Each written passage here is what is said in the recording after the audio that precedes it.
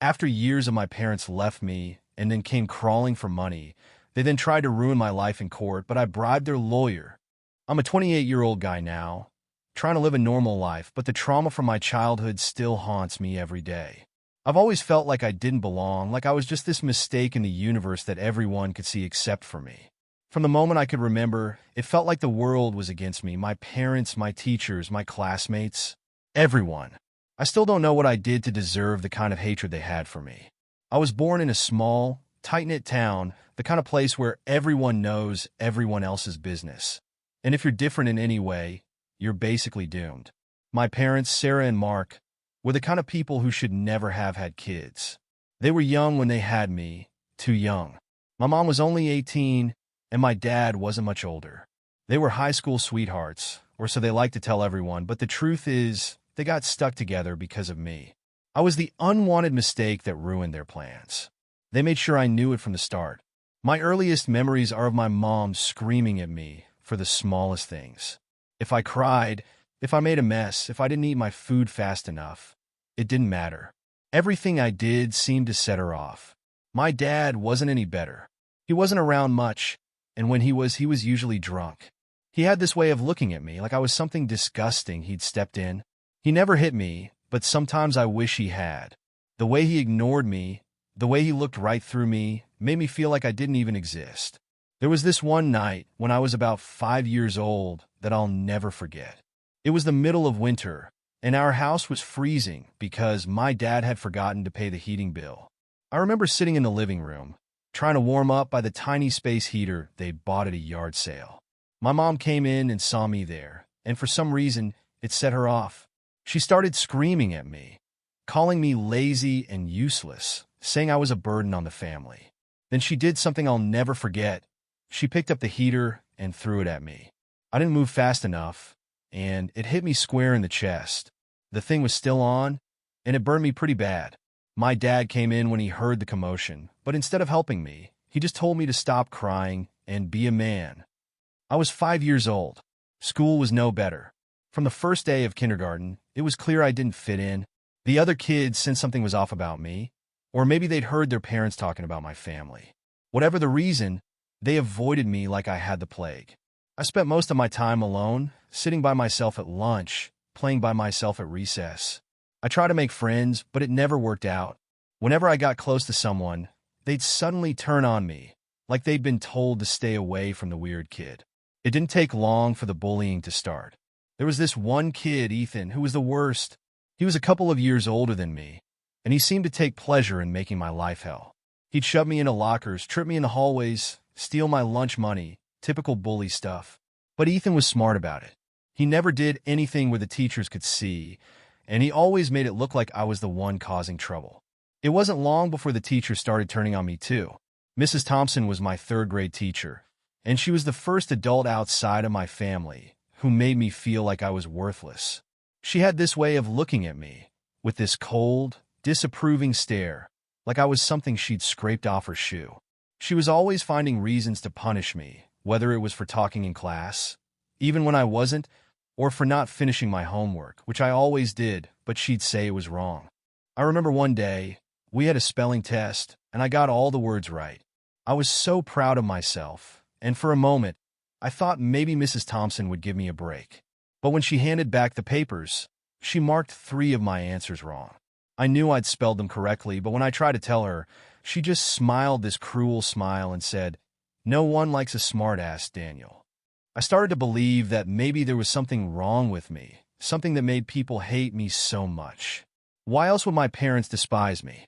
Why would my teachers treat me like dirt? Why would my classmates go out of their way to hurt me? I couldn't figure it out, but I knew I had to get out of there. I started skipping school, wandering around town by myself. Of course, this only made things worse. When the school called my parents to tell them I wasn't showing up, my mom would fly into a rage, calling me all sorts of horrible names and threatening to send me away to some reform school. My dad didn't care enough to even pretend to discipline me. As I got older, things only got worse. My parents started fighting more, and when they weren't fighting with each other, they were fighting with me. The house was a war zone. My mom would accuse my dad of cheating, and he'd throw it back in her face, saying she was a horrible mother. They'd scream at each other for hours, and then one of them would turn on me, blaming me for their problems. "If it weren't for you, we wouldn't be stuck in this hellhole," my mom would yell. My dad would just nod in agreement, too drunk to care. I'd started to think about running away. There was nothing for me at home, and school was just as bad. I figured I'd be better off on my own, but then something happened that changed everything. I was about 12 years old, and it was the beginning of the school year. There was a new teacher, Mr. Wallace, who took over my homeroom class. He was young, probably fresh out of college, and he seemed different from the other teachers. He actually smiled at me when I walked into class that first day, and for a moment I thought maybe things would be different this year. But Mr. Wallace wasn't what he seemed. At first, he was nice to everyone, but it didn't take long for his true colors to show. He had this way of singling me out in class, asking me questions I didn't know the answers to, making me stay after school to talk about my behavior. At first, I thought he was just trying to help, but then he started getting weird. He'd touch my shoulder when he walked by, or stand too close when he talked to me. It made me uncomfortable, but I didn't know what to do. I was used to adults treating me badly, so I figured this was just another thing I had to put up with. Then one day, Mr. Wallace asked me to stay after school to help him clean up the classroom. I didn't want to, but I didn't have a choice. I stayed behind while the other kids left, and as soon as we were alone, he locked the door. My heart started pounding, and I knew something was wrong. He started talking to me in this low, soothing voice, telling me how special I was, how much he cared about me. Then he put his hand on my leg. I froze. I didn't know what to do. I wanted to scream, to run, but I was paralyzed with fear. He kept talking, his hand moving higher, and I thought I was going to be sick. Finally, I managed to push him away and ran out of the classroom. I didn't stop running until I got home, and even then, I didn't feel safe. I couldn't tell my parents, they wouldn't care, and they'd probably blame me for it. So I kept it to myself, but it haunted me every day. I started avoiding Mr. Wallace, skipping his class whenever I could. But he knew where I lived, and one day he showed up at my house. My mom was out, and my dad was passed out on the couch. I was in my room when I heard the knock at the door. When I opened it and saw Mr. Wallace standing there, my heart dropped. He smiled that creepy smile and said he was there to check on me, to make sure I was okay. I didn't want to let him in, but he pushed past me and walked into the house like he owned the place. He sat down on the couch next to my dad and started talking to him, asking about work, about my mom like they were old friends. My dad, who was too drunk to care, just grunted in response. Then Mr. Wallace looked at me and said, "Why don't you come sit with us, Daniel? We need to have a little chat." I didn't want to, but I was too scared to say no. He started talking about how I needed to be more respectful in class, how I wasn't living up to my potential, all while my dad just sat there, nodding along. Then he leaned in close and whispered, "You don't want me to tell your dad about what happened at school, do you?" My blood ran cold. I knew what he was implying, and I knew my dad wouldn't believe me if I tried to explain. I just shook my head, and Mr. Wallace smiled that awful smile again. That was the beginning of the worst period of my life. Mr. Wallace started showing up at my house more often, always when my mom was out and my dad was too drunk to notice. He'd sit on the couch, drinking beer with my dad, while I sat there, terrified of what he might do. Sometimes he'd make me stay after school, and he'd touch me in ways that made my skin crawl. I felt like I was trapped in a nightmare, with no way out. One day, something snapped. I was in Mr. Wallace's classroom, cleaning up after school like he'd told me to, when he walked up behind me and put his hand on my shoulder. I don't know what came over me, but I spun around and punched him as hard as I could. He staggered back, more shocked than hurt, and for a moment, I thought I might have a chance to escape. But then he grabbed me by the collar and threw me against the wall. He was furious. He started yelling at me, calling me all sorts of horrible names, and then he hit me. Hard. I remember the taste of blood in my mouth, the way my head snapped back, and the sound of his voice, low and menacing, as he said, "If you ever tell anyone about this, I'll make sure you regret it for the rest of your life." I never did tell anyone. How could I? My parents wouldn't care, and the other teachers were just as bad. They'd probably say I deserved it, that I'd brought it on myself. So I kept quiet, but the anger and fear inside me grew. I started getting into fights at school, lashing out at anyone who came near me. I didn't care anymore. I wanted to hurt people the way I was hurting, to make them feel the pain I felt every day. The school eventually expelled me. They said I was a danger to the other students, that I needed to be disciplined properly. My parents didn't even argue. They were glad to be rid of me. They sent me to a juvenile detention center where I spent the next 2 years of my life. It was hell. The guards were just as bad as the teachers, and the other kids were even worse. I got beaten up more times than I could count, and I learned to fight back, to survive. But the worst part wasn't the physical pain. It was the loneliness. I was completely alone, with no one to turn to, no one who cared whether I lived or died. I'd lie in my bunk at night, staring at the ceiling, wondering what I'd done to deserve this life. Was I really that bad? Was there something wrong with me? I didn't know. All I knew was that I was completely, utterly alone. When I finally got out, I was 15 years old and completely broken. I had no friends, no family, no future. My parents didn't even bother picking me up from the detention center. I had to find my own way home, and when I got there, the door was locked. They'd moved without telling me. I was on my own. I spent the next few years bouncing from place to place, doing whatever I could to survive. I got into drugs, into crime. I didn't care what happened to me anymore. I figured I was already dead inside, so what difference did it make? But no matter how hard I tried to drown out the pain, it was always there, gnawing at me, reminding me of everything I'd lost. Now, here I am, 28 years old, and still haunted by the ghosts of my past. I've tried to move on, to build a life for myself, but it's hard. The memories are always there, lurking in the back of my mind, ready to drag me down the moment I let my guard down. I don't know if I'll ever be free of them, but I'm trying. I'm trying to be better, to be stronger. But it's hard when you've spent your whole life being told you're worthless. I've already told you about my childhood and the nightmare that was my home life. What I didn't mention was what happened after I got out of that hellhole. I thought things couldn't get worse, but life has a way of proving you wrong. This time, I'll take you through what happened in my teenage years and early adulthood. Those years that were supposed to be about finding yourself. But for me, they were just about surviving. When I was 15, after I got out of the juvenile detention center, I was on my own. My parents had moved without telling me, leaving me stranded with nothing but the clothes on my back and a few dollars in my pocket. It felt like the final nail in the coffin. They didn't care where I was, what happened to me. They had just wiped their hands clean and moved on. I'd never felt more alone in my life. I spent the first few nights after my release sleeping in a bus station, trying to stay warm under a thin, dirty blanket I'd found in a dumpster. I didn't know what to do, where to go, or who to turn to. I was just a kid, but the world didn't care. I had to grow up fast, and I had to do it on my own. I wandered the streets during the day, looking for food, for shelter, for anything that could help me survive another night. I was always on edge, always looking over my shoulder, scared of what could happen to me out there. I quickly learned that the streets were just as dangerous as the juvenile detention center, maybe even more so. It wasn't long before I got caught up with a group of older guys who saw me as an easy target. They were part of a gang, nothing big or organized, just a bunch of punks who liked to cause trouble and make life hell for people like me. At first, they seemed friendly, offering me food, a place to crash, but I quickly realized that nothing comes for free.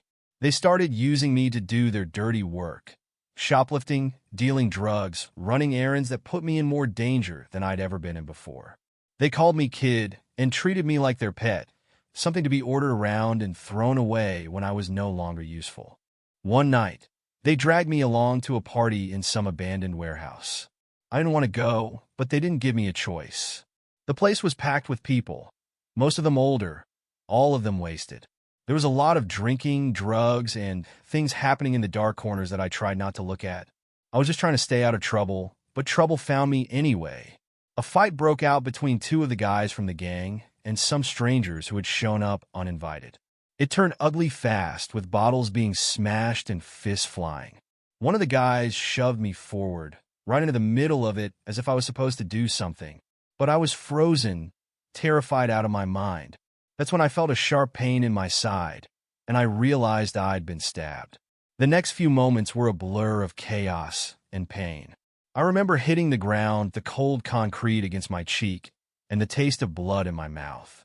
Everything was spinning, and I thought for sure I was going to die right there in that filthy warehouse, surrounded by people who didn't give a damn about me. I must have passed out because the next thing I remember is waking up in a hospital bed, hooked up to machines, with a nurse looking down at me with a mixture of pity and disgust. She told me I was lucky. If the knife had gone an inch deeper, I wouldn't have made it. Lucky? That's not how I felt. I felt like the universe had missed its chance to put me out of my misery. The cops showed up not long after that. They asked me all sorts of questions, but I didn't tell them anything. I knew better than to snitch. Besides, what did it matter? They didn't care about me any more than anyone else did. They were just doing their job, filling out paperwork, checking boxes. After a few days in the hospital, they told me I had to leave. I didn't have anywhere to go, no one to call, so I ended up back on the streets, weaker and more desperate than before. For the next couple of years, I bounced around from place to place, doing whatever I had to do to survive. I spent some time in shelters, but they were often just as dangerous as the streets. The people there were rough, hardened by life, and everyone was out for themselves. I learned to keep my head down, to not trust anyone, and to take care of myself. I got into more trouble, small-time stuff mostly, petty theft, drug dealing, anything that would get me enough cash to get by.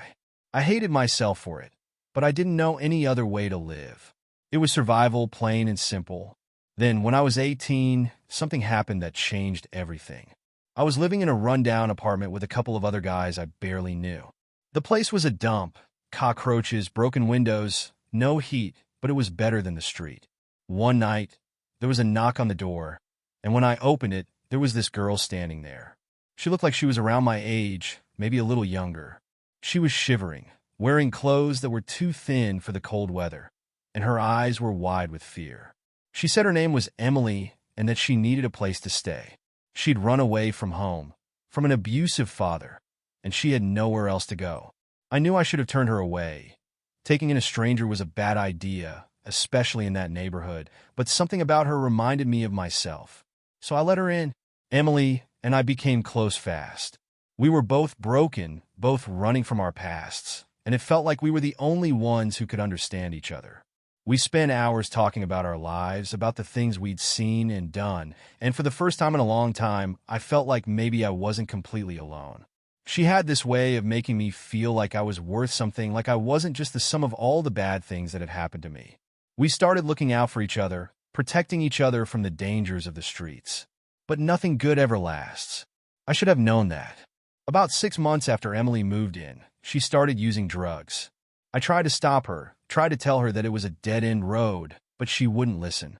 She said it helped her forget, helped her numb the pain, and I couldn't blame her for that. I knew all too well how tempting it was to just make it all go away, even if it was only for a little while. But it didn't take long for things to spiral out of control. One night, I came home to find Emily passed out on the floor, a needle still in her arm. I panicked, tried to wake her up, but she wouldn't move. I called an ambulance, and they took her to the hospital, but it was too late. She overdosed, and they couldn't save her. Just like that, she was gone. I was devastated. She was the only person I'd ever cared about, the only person who'd ever cared about me. And now she was dead because I hadn't been able to protect her. I hated myself even more for that. After Emily died, I hit rock bottom. I didn't care about anything anymore. I started using drugs, just like she had, trying to chase that same numbness she'd been searching for. I got hooked fast, and before long I was doing things I never thought I'd do just to get my next fix. I sold everything I owned, pawned whatever I could find, and when that wasn't enough, I started stealing again. I was spiraling out of control, and I knew it, but I didn't care. I wanted to die, but I was too much of a coward to do it myself, so I figured the drugs would do it for me. But life has a way of keeping you alive, even when you don't want to be. I got arrested again, this time for possession. They sent me to jail, and while I was there, I hit rock bottom. Withdrawals were hell, but I didn't have a choice. I was forced to go cold turkey, locked in a cell with nothing but my own misery for company. I spent every night lying on that hard cot, shaking and sweating, thinking about all the mistakes I'd made, all the people I'd hurt, and wondering if this was how my life was going to end.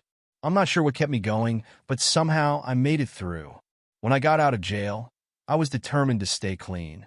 I didn't want to end up like Emily, dead and forgotten in some cold hospital room. But staying clean was harder than I thought. The cravings never really go away, and every day felt like a battle just to keep myself from slipping back into old habits. I tried to find a job, but with my record and my lack of education, no one would hire me. I was back on the streets, struggling to survive, but at least I wasn't using anymore. That was something, at least. A few months after I got out of jail, I met someone who changed my life. His name was Mike, and he was a volunteer at a homeless shelter where I'd been going to get meals. Mike was different from anyone I'd ever met. He didn't judge me for my past, didn't look down on me like most people did. He just listened, and for some reason, I found myself opening up to him about everything. My childhood, my time in juvie, the gang, Emily, the drugs, all of it. Mike told me about a program that helped people like me get back on their feet. It was a long shot, but he thought I had potential, that I could turn my life around if I just gave it a chance. I didn't believe him at first. How could I?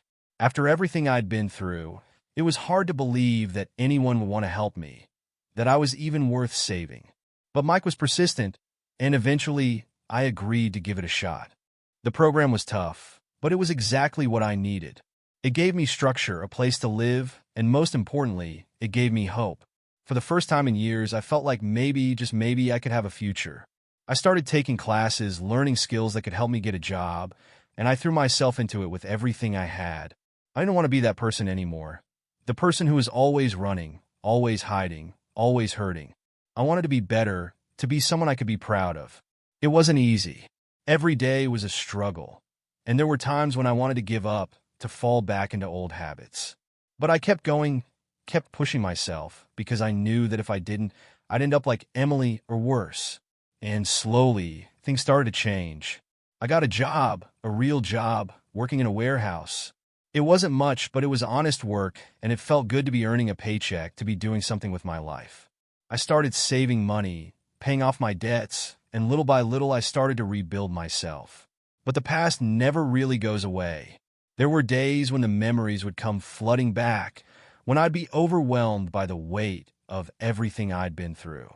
I still had nightmares about Mr. Wallace, about the gang, about Emily. I still felt that deep, gnawing loneliness that had been with me for as long as I could remember. But I kept going because I didn't know what else to do. I'm 28 now, and my life is far from perfect, but it's better than it was. I'm still working at the warehouse, and I've managed to save up enough money to get my own place, a tiny apartment, but it's mine. I've been clean for 3 years now, and while it's still a struggle, I'm proud of that. I'm still haunted by my past, by the things I've done and the people I've lost, but I'm trying to move forward. I hadn't heard from my parents in over a decade. The last time I saw them was when I was 15, and they'd moved away without telling me, leaving me to fend for myself. I never wanted to see them again, never wanted to hear from them again. As far as I was concerned, they weren't my parents anymore. They were just the people who happened to bring me into this world and then abandoned me when I needed them most. So you can imagine my shock when they showed up at my door out of the blue, looking like they hadn't aged a day since I last saw them. Though maybe that's because they were just as mean and hateful as ever. My mom, Sarah, looked as cold and bitter as I remembered, and my dad, Mark, reeked of alcohol. They didn't bother with pleasantries or explanations. They just barged in, demanding to talk. I could feel my heart pounding in my chest as they sat down on my couch, the same couch where Emily and I used to sit and talk about our dreams, our hopes for a better future. Now, it was tainted by their presence. My dad, slurring his words slightly, got straight to the point. They were in a tough spot. Apparently, they were facing eviction, and their bills were piling up. They wanted $50,000 to get back on their feet. At first, I thought they were joking. $50,000? From me? The same people who had left me to rot on the streets, who never once called or wrote to see if I was even alive. I laughed, a bitter, hollow sound that seemed to echo in the small apartment. But they weren't joking. My mom leaned forward, her eyes cold and calculating, and said, "We're your parents, Daniel. You owe us this." That's when I lost it. All the years of anger, pain, and betrayal came rushing back, and I stood up, shaking with rage. I told them they weren't my parents anymore, that they'd forfeited that title the day they left me to die. They looked at me like I was the one who had done something wrong, like I was the bad guy for not wanting to help them after everything they'd put me through. My dad tried to argue, saying that family was family and that I had a responsibility to help them out. But I cut him off, telling him they were no family of mine. The conversation escalated quickly. My mom started yelling, accusing me of being ungrateful, of forgetting where I came from. She said that I wouldn't even be alive if it weren't for them. I couldn't believe the audacity. I told them to get out and never come back. My dad tried to get in my face, but he was too drunk to be much of a threat. I shoved him back, and he stumbled, nearly falling over. That was the last straw for me. I grabbed the door and held it open, telling them to leave before I called the cops. They left, but not before my mom gave me a look of pure venom, promising that I'd regret this. I didn't think much of it at the time. I was just relieved to have them out of my apartment. But a few days later, I found out just how serious she was. A police officer showed up at my door with a court summons. My parents were suing me, claiming that I'd assaulted them during our argument and that I owed them the money they were asking for. They'd fabricated a whole story about how I'd beaten them, thrown them out onto the street, and refused to help them in their time of need. I couldn't believe it. They were trying to destroy what little I had managed to build for myself, all because I wouldn't give them what they wanted. I knew I had to fight back. There was no way I was going to let them ruin my life again. I contacted a lawyer, a guy named Jacob Myers, who came highly recommended by Mike. Jacob was a sharp, no-nonsense kind of guy, and he didn't pull any punches. He told me that while my parents' case was weak, I'd still need to be prepared. They were claiming emotional and physical abuse, and while they had no real evidence, the fact that they were my parents could sway the court's sympathy. I couldn't afford to take any chances. As we prepared for the case, I started gathering all the evidence I could find from my childhood. Old medical records, school reports, anything that could show the kind of abuse I'd endured at the hands of my parents. I even went back to the juvenile detention center to get records of my time there, hoping it would paint a clearer picture of the neglect and abandonment I'd suffered. It wasn't easy, but I knew it was the only way to prove that I wasn't the monster they were trying to make me out to be. Meanwhile, my parents hired a lawyer of their own, a cheap, sleazy guy named Leonard Benson. He was notorious for taking on any case as long as the price was right, and it was clear that my parents were scraping the bottom of the barrel. Leonard was a joke in the legal community, known for losing more cases than he won, but I wasn't about to underestimate him. I knew that my parents were desperate, and desperate people do desperate things. As the court date approached, I decided to take a calculated risk. I knew that Leonard was corrupt. Everyone in town knew it. He had a reputation for accepting bribes and bending the rules to win cases. So I decided to play his game. I reached out to him through a mutual contact and offered him a deal. I'd pay him off to throw the case. It was risky, but I figured it was worth a shot. To my surprise, Leonard agreed without much hesitation. He didn't care about my parents, and he certainly didn't care about justice. All he cared about was the money. The day of the trial arrived, and I was a nervous wreck. I'd never been in a courtroom before, and the thought of facing my parents again, of having to relive all the trauma from my childhood in front of strangers, was almost too much to bear. But I knew I had to go through with it. I couldn't let them win, couldn't let them take away everything I'd worked so hard to build. The trial was a circus from the start. My parents took the stand first, spinning their web of lies about how I'd supposedly attacked them and left them destitute. My dad played the part of the pitiful, broken-down alcoholic perfectly, his slurred words and shaky hands earning sympathetic looks from the jury. My mom, ever the actress, shed crocodile tears as she talked about how she'd tried so hard to raise me right, only for me to turn into a monster. But when it was my turn to testify, I didn't hold back. I told the court everything: the abuse, the neglect, the years of pain and suffering they'd put me through. I showed them the medical records, the school reports, the evidence of the bruises and burns I'd endured as a child. I even brought in a psychologist who testified about the lasting trauma I'd suffered as a result of my parents' actions. Leonard Benson, true to his word, put up only the barest defense. He half-heartedly cross-examined me, throwing out a few weak questions before quickly backing off. It was clear that he had no intention of winning this case, and the judge, a stern woman named Judge Margaret Hayes, wasn't impressed by his lackluster performance. She saw right through my parents' lies, and when it came time for the verdict, it was a clear victory for me. But it wasn't just a victory in court. Judge Hayes didn't stop at dismissing their claims. She went further. She condemned my parents for their actions, both in the past and in the present. She spoke about the duty of parents to protect and nurture their children, and how my parents had failed me in every possible way. She didn't mince words, and by the time she was finished, my parents were left humiliated and disgraced. In the end, not only were my parents' claims dismissed, but they were also ordered to pay my legal fees and damages for the emotional distress they had caused me. It wasn't about the money for me. I didn't care about that. What mattered was that, for the first time in my life, I felt like I'd finally won. I'd stood up to them, fought back, and I'd won. After the trial, my parents tried to reach out to me, but I wasn't interested in hearing what they had to say. They sent letters, left voicemails, even tried showing up at my apartment again. But I didn't answer the door. They weren't my parents anymore. They never had been. Not really. They were just two people who happened to give birth to me, and I didn't owe them anything. Looking back now, I feel a strange sense of closure.